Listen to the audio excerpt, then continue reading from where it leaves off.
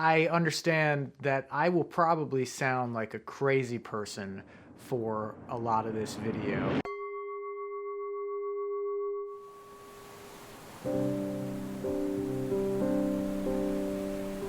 Alright, so in this video I wanted to do something a little bit different. I wanted to talk about a book that I just read. I count book therapy as a part of trying to get better, to be better, to feel better. Bibliotherapy. It's good stuff. Anyway, for this week I finished the book Awareness by Anthony De Mello, and this book f***ed with me. And I know I have way too many post-it notes in here. I know. Usually I keep all my notes digital on my Kindle and use the Readwise app to resurface them daily. And I also have it connected to my Evernote. So I have this wonderful archive of highlights that I can go back to. But I got this book in paperback. This book had a few good highlights. I think this is just a representation of how much it went over my head. Because I was like, oh, that's amazing. That's amazing. That's amazing. Just get the whole book. Guy was just messing with my mind. He was walking around in my mind. He was exploding my mind. Anthony De Mello was a Jesuit teacher. He was a part of the Catholic Church, and he combined teachings from Christianity to Hinduism to Buddhism. It really speaks to his feeling that things aren't concrete. I think this is the sort of book that does offend a lot of people and scare a lot of people, including myself. I actually started it and then it took me a while to get back into it because it scared me. I wanted to put it underneath the bed and forget about it, pretend it didn't exist, because this book makes you face the concept of concepts. I've read a few of his books before, but this one hit different. It was like when I started to learn about logic for the first time in high school, like real Greek logic. And it would leave me on the floor in the fetal position, pondering reality. It also didn't help that I had just seen The Matrix. One of the quotes that he says is, when you're on the verge of going insane, raving mad, you're about to become either a psychotic or a mystic. That's what the mystic is, the opposite of a lunatic. Do you know one sign that you've woken up? It's when you are asking yourself, am I crazy? Or are all of them crazy? I felt crazy many times reading this book, and I think that's the point. The line between Buddha and crazy seems thin. I've been interested in enlightenment for a while, what that would mean, what it would look like, mainly because of dealing with depression and obsessive compulsiveness and anxiety for so long.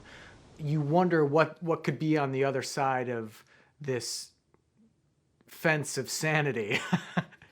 I'm still trying to work out a lot of this in my head. The idea of what he's going for, this enlightenment, it should be within you already. It shouldn't be something that you need to attain. It should be something that you uncover or that you settle into. Especially when you've been basically alone for about a year.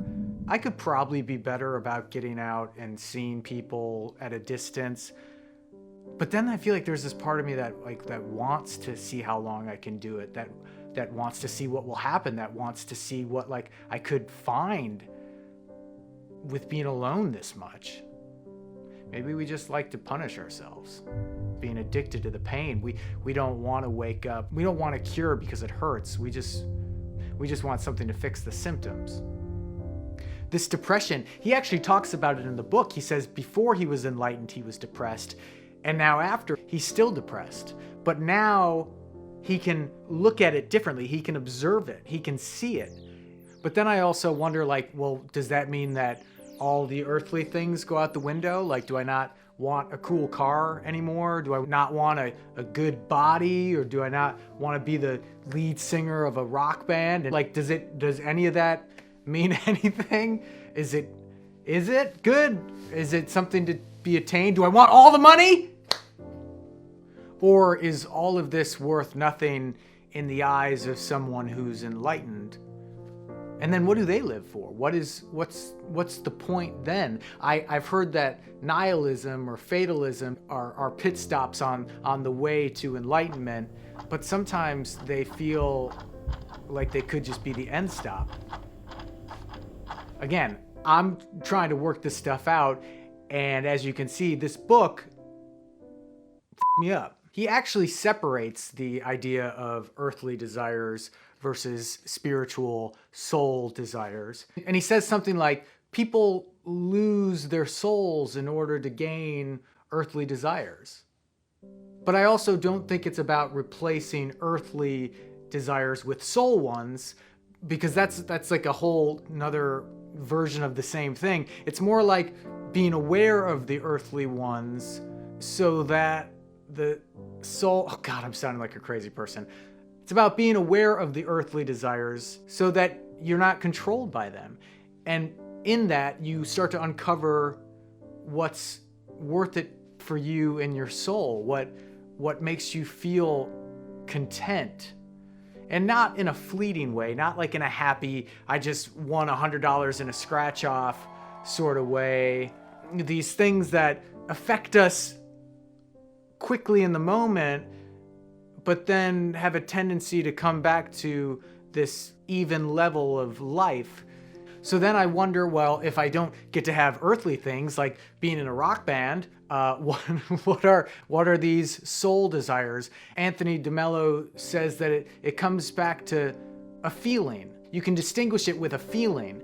And the one is a sort of tenseness, a sort of clinginess, a sort of achievement feeling, whereas the other is just a contentment. This healthy detachment is paramount. But it's so hard to come back to. Because what does that mean for your work, for your life, for your relationships?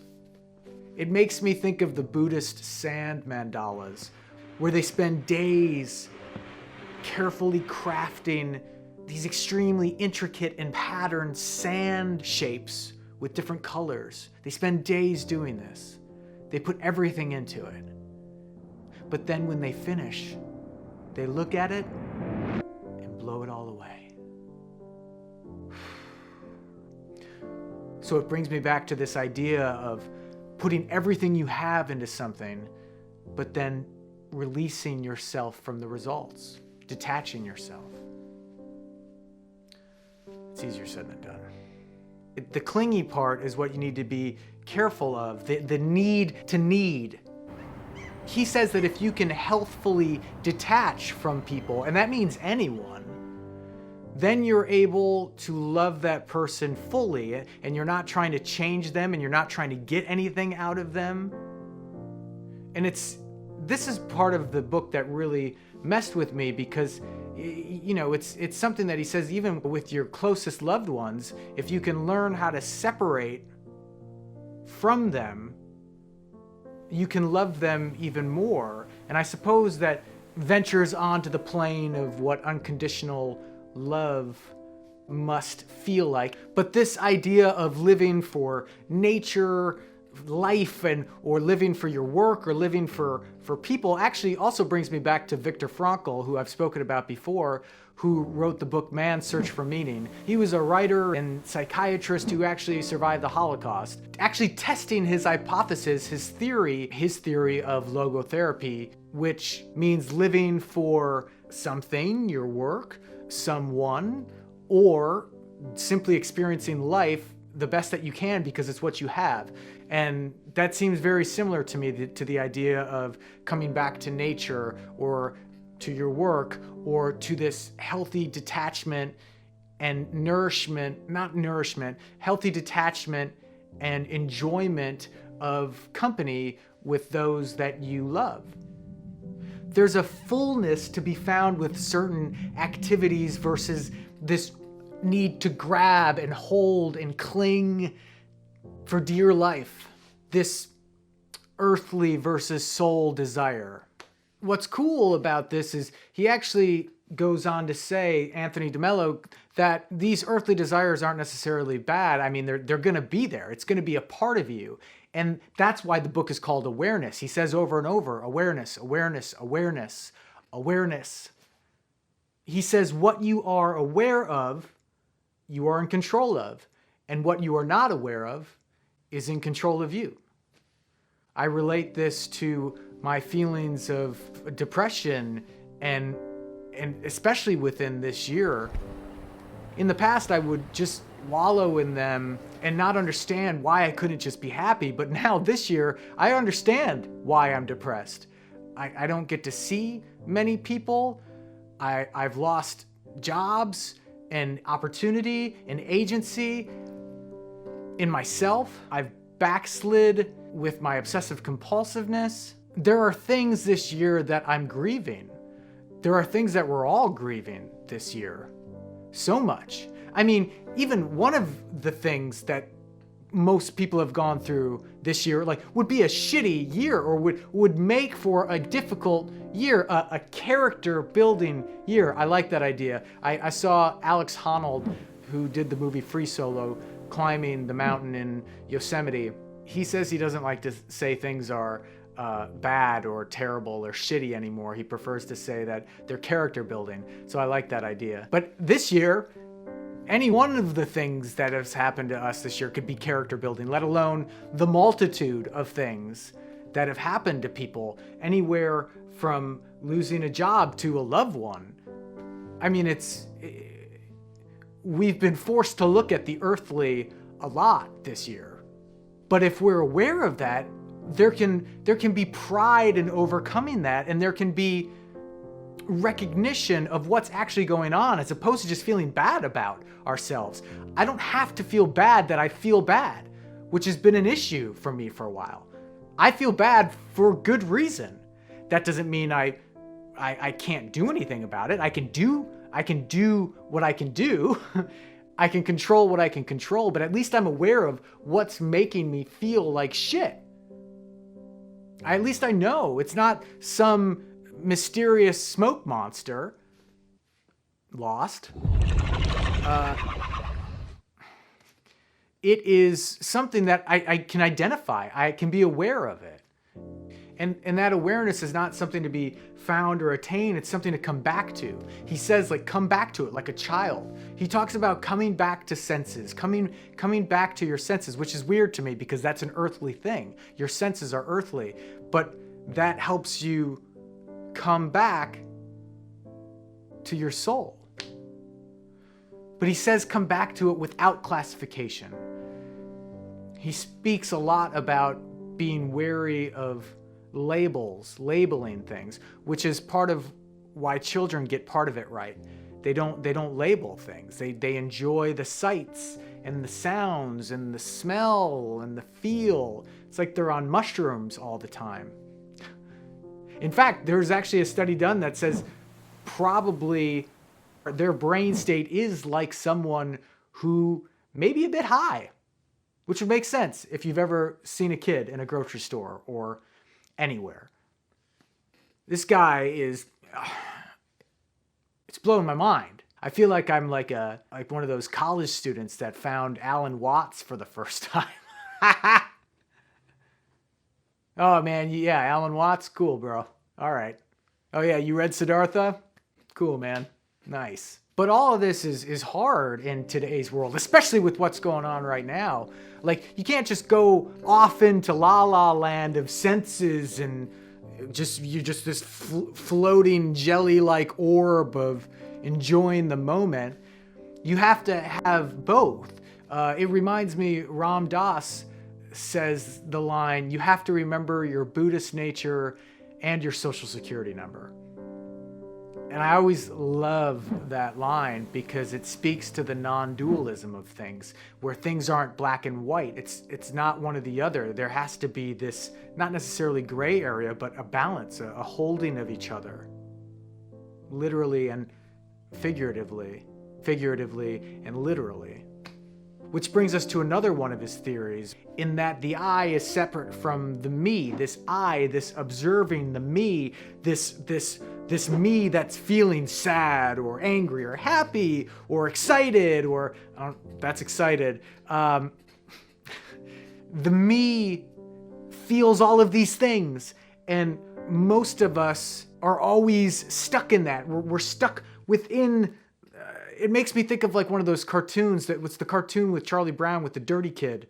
Not Linus, he plays the piano, but the dirty kid, no, Schroeder plays the piano. Is it Linus? He's got the blanket. Who's the dirty one? Anyway, he's got the smoke and stuff flying around him. Smoke and the stars or whatever, the dust. And I feel like most of the time we're in that, and that's our life, all these things happening to us, and we feel like it's so important and it's there. But we can actually observe that from a different point of view, and that's this I, the I as in the letter I, observing the me, who's having all this stuff happen. And the I is unaffected. These things that are all happening to the me, of course, you could be happy or excited or depressed, but that never affects the I. The I can observe it. And that's a really interesting way to think about it. It's a mind fuck. He says, when you change, everything changes. That healthy detachment is really interesting to me. Which comes to the final point that God or this universe or this simulation, whatever this is unknowable. He says that it's unknowable, that you can't know what this is. It's our brains, which are usually caught and rolling around in the me, can't distinguish, can't understand what all of this actually is. So if you can't understand it, there's a freedom in letting go and detaching from it. And that doesn't mean dying, but I guess it's a death of sorts, a death to attachment, a death of worrying, of caring so much. I feel like I'm getting enlightened right now. And I'm not sure any of us can actually stay there at all times. It seems to be a feeling that you can only tap into at times, although Anthony De Mello and people like Eckhart Tolle or Deepak Chopra, they seem to live more and more on that plane as a normal thing, whereas I'm just worried about getting Chipotle tonight. I think it's something like, it's not that all this stuff isn't worth anything, it's that the worth is already there. Like we think we have to go and find it, we have to get it, we have to go, we have to achieve it, we have to be it, we have to do it. But it can be found right now over and over and over within us. If only we're aware. Anyway, I don't know where I go from here. The Da Vinci Code? Something light? All right, I blacked out. I think my brain needs a rest. Thank you very much for watching. We will see you on the next one, if I haven't gone fully crazy. Let's turn off the microphone.